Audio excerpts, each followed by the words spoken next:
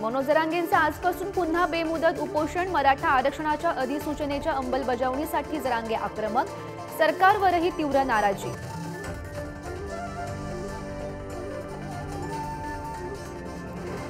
मंत्री छगन भुजबळांना जीवे मारण्याची धमकी। नाशिकच्या कार्यालयात आलं बेनामी पत्र।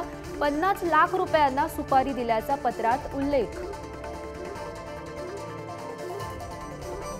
उद्धव ठाकरेंची आज 12 वाजता पत्रकार परिषद। अभिषेक घोसाळकरांवरील गोळीबारासह राज्यातील कायदा आणि सुव्यवस्थेच्या मुद्द्यावरून सरकारवर करणार हल्लाबोल।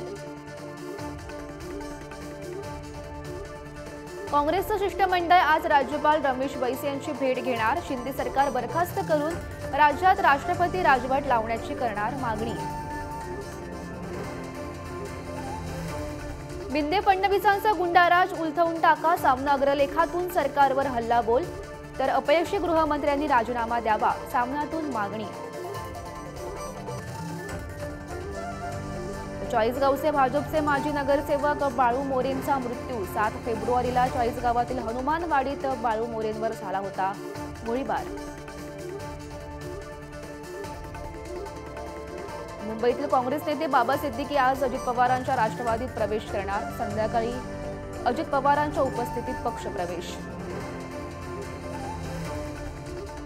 एनसीबीचे माजी अधिकारी समीर वानखेडेंच्या अडचणी वाढण्याची शक्यता। वानखेडेंवर मनी लॉन्ड्रिंगचा गुन्हा। सीबीआय नंतर आता ईडीची कारवाई।